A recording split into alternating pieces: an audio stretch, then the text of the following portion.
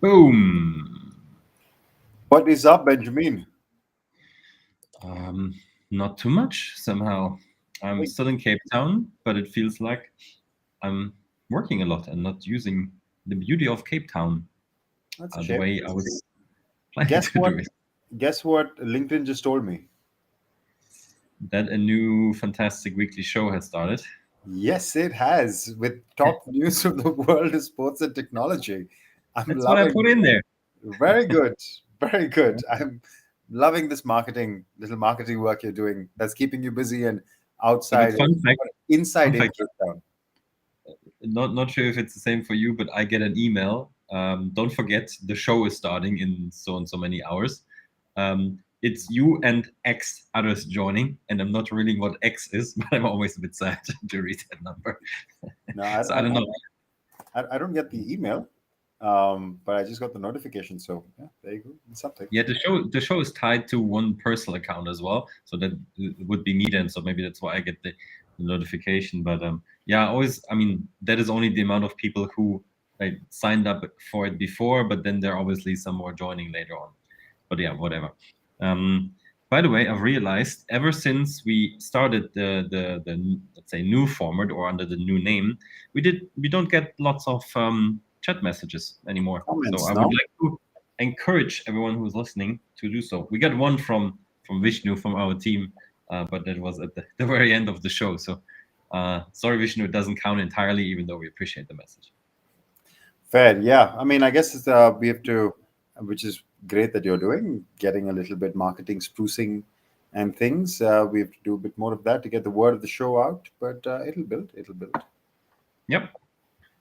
But to come to what we are supposed to talk about, Should we have we? five news, and you will kick it off, right? I will indeed, Ben. I'll kick it off with a question. Are you investing in your future? Yeah, of Because course. Kevin Since Durant and Kate yeah, Hudson clearly are. in Yeah, my future, I yeah. would know about this. Now they're investing in some sort of future, and the future that they're investing in is this product, which is called Future. A bit of a cheesy name, but we'll give it that. From the looks of it, it looks like a very typical fitness app, I must admit. Okay, the story is simple. There's 775 million that this fitness app, this new digital fitness app has raised. It's raised by a number of well-known investors. Yeah, including some stars, Kate Hudson and Kevin Durant. Kate Hudson, in fact, will become some sort of spokesman for the startup. The startup comes with pedigree. The CEO and CTO are ex Google and Apple, and yeah, so they come with some pedigree about who's behind the company. So that's about future. But you're wondering why? Like, what is the fuss about? Oops. Oh, sorry. I wanted to get to the company side directly. But like, why is a company now raising 75 million in fitness? And I'll tell you, you'll get some sort of idea from their website. Okay, so this is the about page, which gives you some pretty basic information, bringing human connection to digital personal training, um, creating partnerships, blah blah blah. Their team comes from there.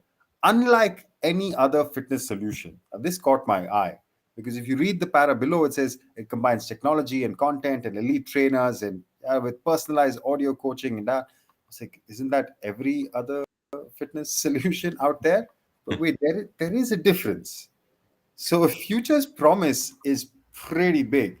So what they're giving you is a personal coach, okay, and not a digital coach, not an AI coach. They're giving you a coach, right? And this coach is apparently going to be uh, with you, tracking your goals and keeping you on track throughout your journey. So it's proper one-on-one training.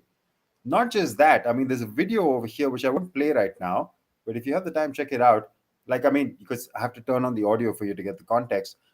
They were including promises like if I'm traveling, like for example, Ben, we travel a fair bit in a different world at least, but we're getting back to travel. But this coach will apparently scout gyms for you in your new city and set up workouts or like where you can work out and make sure your weights are in there and stuff like that. So this coach is really doing a lot of work, which makes sense of why they're charging $150 for the subscription. So it is expensive, um, and yeah, that's what the future holds apparently.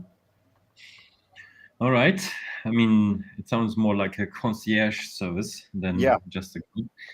I mean, there's obviously some advantages of having a real person being your coach. I mean, if some I don't know, whatever interface tells you to work out and you're like, nah, today I don't feel it. I mean, nobody judges you basically, and you don't feel that bad. But if it's a real person who I assume you also see face to face and who knows your habits and your weaknesses, if that person says, hey, are you sure this is working out? Are you sure you should skip again? That has a different effect. And um, you might argue that potentially a real life person might be able to give you better advice than an AI driven one. Who knows? So that's definitely a pro. But on the con side, I mean, 150 is a lot. So, but on the other hand, I mean, I guess the US is the main market, so people spend a lot of money on services there. So maybe it'll work. And yeah, I don't know. I think it all depends on the results potentially, and it's convenient. You can use them no matter where you are, so maybe that fits to the modern way of living as well. I don't know how it works with the gyms. Like when you're abroad, I mean, you still have to go there, you still have to pay and all of that. But that's a bit more like a gimmick for me. But yeah, interesting concept and heavily backed by some influential people. Maybe it's a thing. I don't know. yeah. Let's see. I mean, it's just another. Well, clearly it's priced for a premium market. So premium fitness, they've spent a lot of marketing. They'll obviously look at the website. It looks all snazzy and stuff. Um, there'll be a market for it. How big that market is what I guess we have to see. While you, my friend, are in, let's say, rather fancy environments, I feel more connected to the hard-working men and women behind sports. And Sure. you, I'm waiting you for know, the segue. Like I'm just waiting for how. Keep going. okay, Keep going. put away your screen here. I'm showing mine. Okay. So so that's a football pitch, and we all just know what is look, and we just expect it to look as pretty as it looks on that picture. But the hardworking men and women that I was referring to, they actually have to take care that the football pitch and other pitches as well look as good as they do. And that especially includes one task that is a bit overlooked, maybe, but we have seen in more and more companies, being populating that little niche.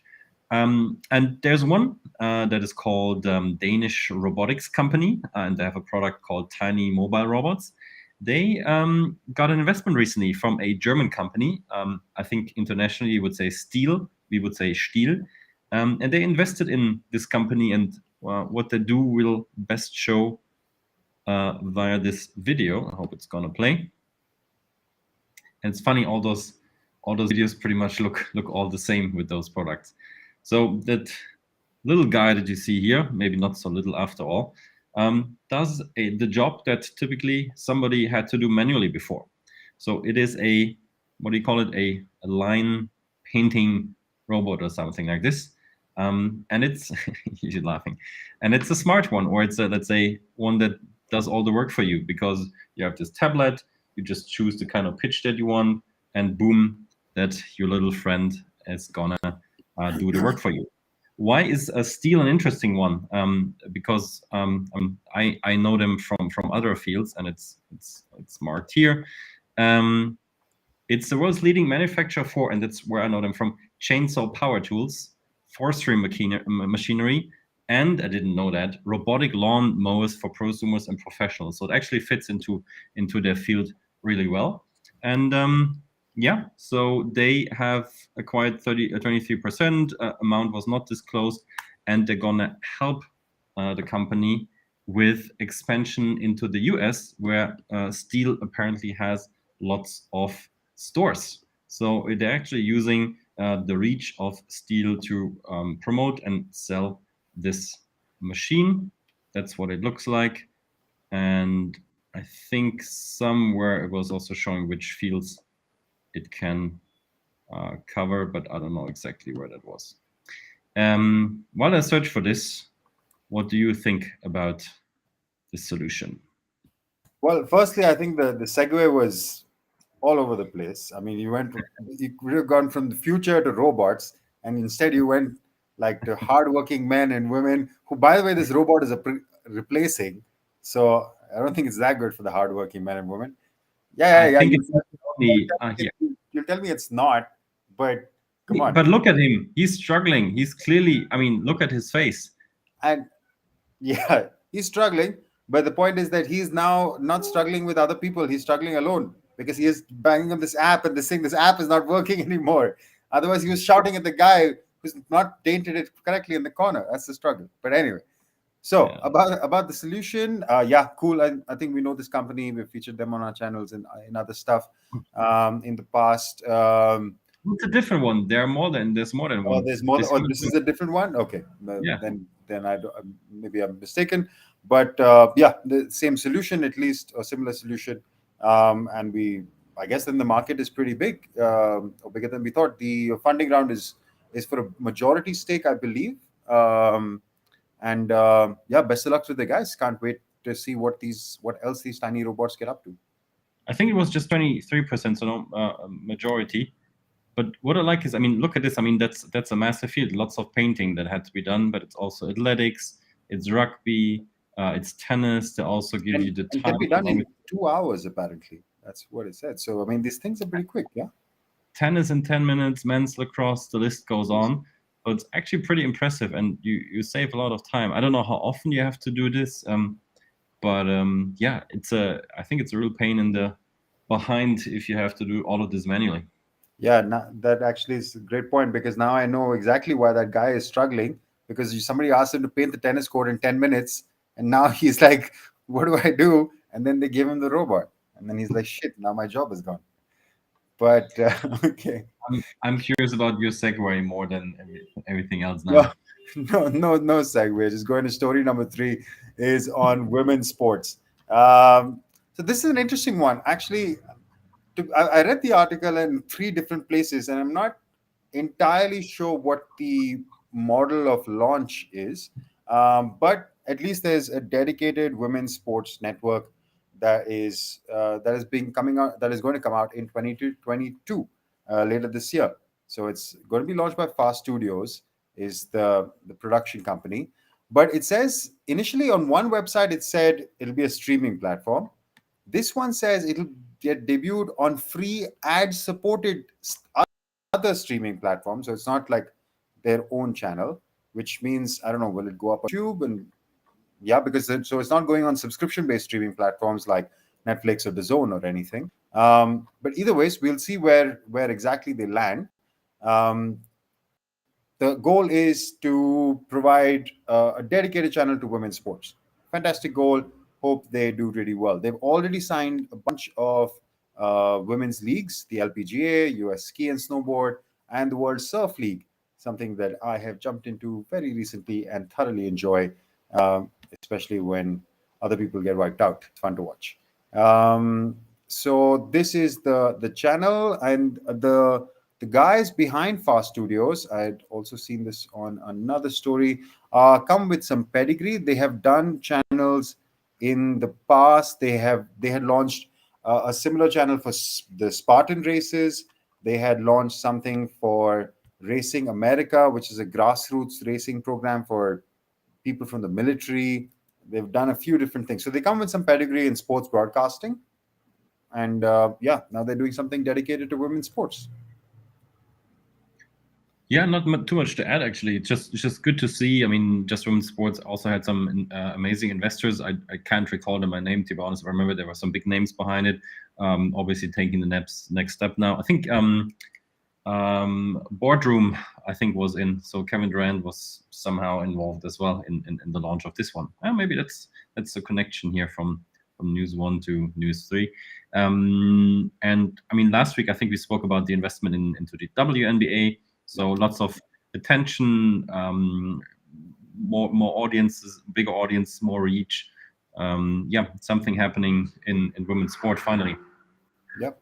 I think one stat I read was globally. I mean, I don't know about how accurate these stats are because the numbers seem a bit funny.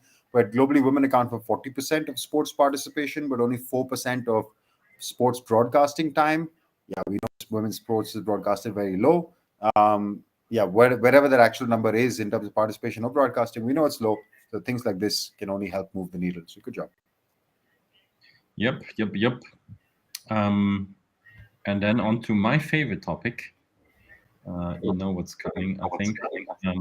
It's all about NFTs. We always have one slot per episode, which I really enjoy.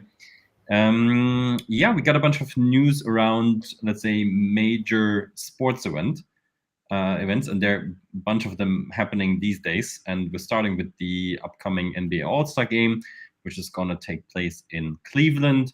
And of course, like all big sports events and leagues, especially in the US, there has to be an NFT component as well. So first of all, the NBA revealed the official court that seems to be a thing as well these days for the 2022 All-Star Game. And not that it doesn't stop there. They also publish an NFT regarding to this court and the previous courts or previous All-Star games that have taken place in Cleveland. So if you are in Cleveland, what you would do is you can go to 10 locations throughout the city and scan a QR code, and then you can sign up for this special NFT drop, which consists of the current court, but also some of the courts from the past. And some of the more expensive or special ones will also give you a physical replica of that court, which I found interesting. So basically, every major event, like I said, every opportunity those big leagues have, they are starting to use NFTs in some way. But the biggest event that's going to go down this weekend is obviously the Super Bowl. And it does not surprise us that also the NFL does something regards to NFTs. And it's a bunch of different things. And let's start with one that caught the most interest. And that is everyone who actually goes to the game, who has a ticket, and the prices are, I think the most expensive one is at $70,000 now. So everyone who has a ticket to the game will also get a free NFT as a collectible. We have seen the NFL doing that throughout the season already, now extending into the Super Bowl. So they're, I think, getting fans closer to the whole topic of NFTs. And they're also currently in beta version of the Dapper Labs platform called NFL All Day. Besides the free ones, they also offer a paid version of NFTs, and those would be especially around the two participating teams, the Bengals and the Rams. And later on, depending on who's the winner, they're going to issue more NFTs. So they started with the free one for the people who are in town or have a ticket, expanding it to the two teams and the winner, and therefore they're going to charge everyone. And last but not least, just quickly mention it as well, that's another big event that's happening these days, the Winter Olympics, and the IOC launching an NFT-based game, which I think looks pretty cool, actually. They are doing it with a company called, I think, Enway. Its parent company is Animoca Brands, well known in the NFT space. And if you are good in the game, typical play-to-earn mechanism, you get an official Olympic pin. So as far as I understood it correctly, you don't have to pay for it. It's just basically rewarding you for playing time. Yeah, these are a bunch of NFT-related news with regards to the big events. Anything that comes to mind? Do you think that's cool? Does it make sense? No comments, just questions. And which one of these have you bought already / will you buy? None is the answer for probably both questions that you had. The most interesting for me is the one from the NFL, but I'm rather keen to go for the ones with Dapper Labs. But on the other side, I mean, getting an NFT from the winning team, like the first drop of the NFL for a Super Bowl champion, that could be interesting. So depending on the terms and availability, that would be my go-to one. Yeah, I mean, my initial thing about both the NFTs, I mean, obviously we would know that there would be NFTs around both of these landmarks, all three landmark events in world sports, the All-Star Game, annually, the Super Bowl, similarly in winter sports, whenever it happens once in 4 years. With the All-Star Game, I think the only thing which made it a bit more interesting and special was it's the NBA's 75th year, and I think they've incorporated that in some of the elements as well, which maybe it's unique because, yeah, there'll be something. I thought there would actually be more emphasis on that rather than the Cleveland courts and stuff. They made it more about the city rather than celebrating the NBA 75 years, or maybe that's not part of the All-Star weekend and that's a separate plan that what the NBA has, because I'm sure they'll jump. The 75-year thing is not a small deal.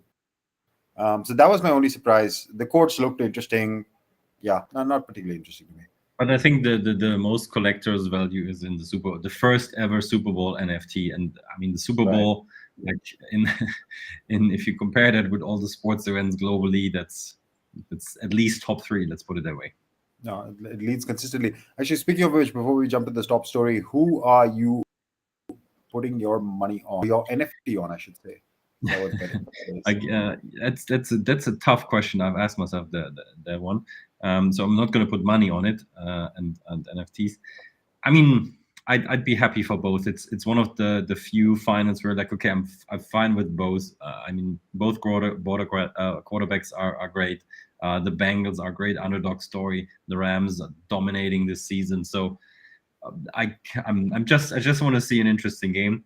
But I really like Joe Burrow. So if I would have to choose one, I think the underdog Bengals story I would slightly prefer over the dominating Rams.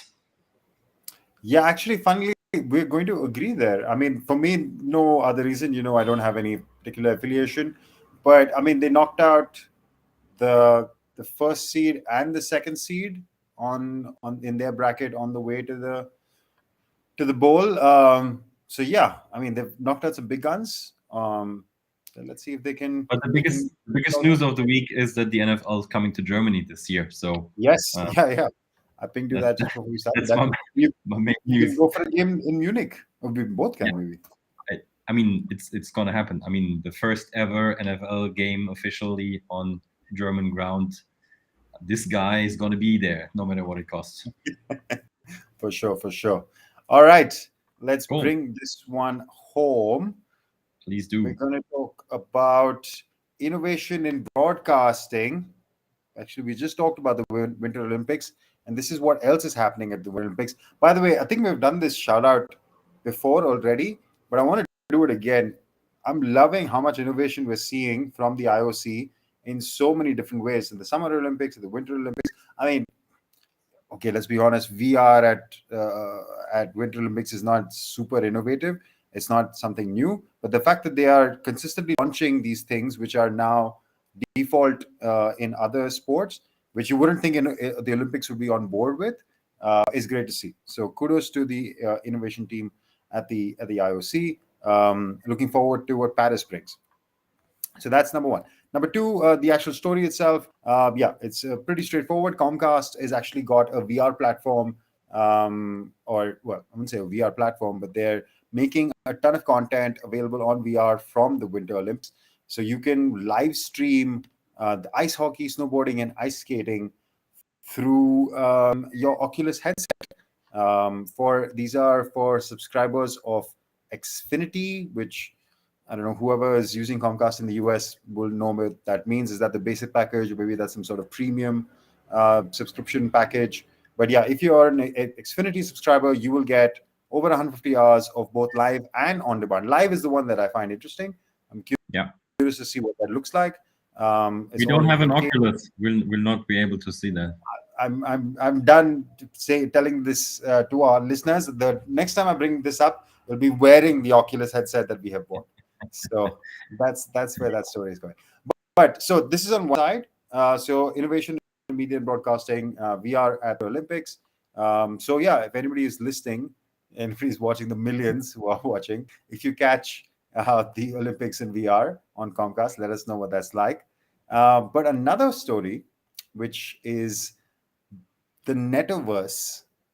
Yeah, I can't wait for all these great puns that are going to come out of. Oh boy, it's gonna annoy me so much. Yeah, for sure. But the Netaverse lands in Brooklyn.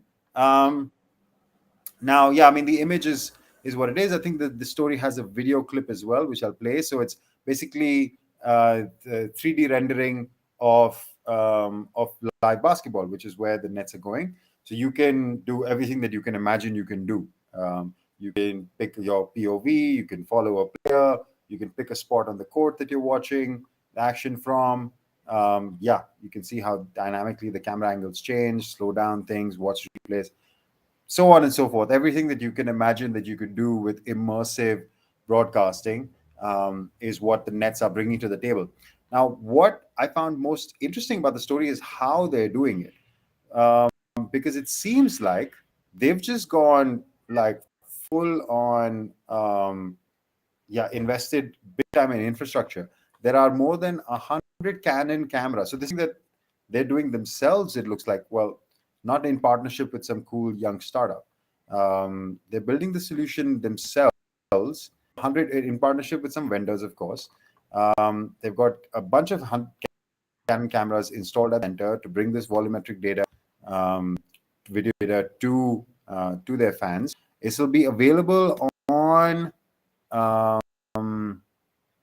Yeah, it was introduced as the Netaverse, currently used for replays, game broadcasts, and video on boards. So people on the Yes network, yeah, that's the other thing I should mention, that everybody who's going to be on the Yes network watching Brooklyn games, which is, I believe, in the New York area, or maybe the tri-state area, I'm not sure if it's New York or tri-state. But yeah, if you're watching it on the next Yes network, you'll be able to watch it like this. The article goes on to say about how amazing this is, and this is some crazy technology. And yeah, we've seen Intel's TrueView do stuff like this before, but this is now real time and for the fans and blah blah blah. It's not immersive. It's not in VR. That I should point out. It is, you're going to watch it as you would any sort of animation on your TV screen or on your phone or wherever you're consuming it. So to be honest, is it, what's the metaverse connection? I'm not entirely sure. I mean, it's more like broadcasting tech rather than, I mean, it's not some virtual world that I'm entering. Yeah, but everybody, like, it is some sort of virtual exposure. Yeah, so And that's what, so anything virtual is now metaverse. yeah, seriously, every virtual world is called gonna be Netaverse, which is doesn't make sense, because for me, Metaverse is also where you can participate with your own avatar.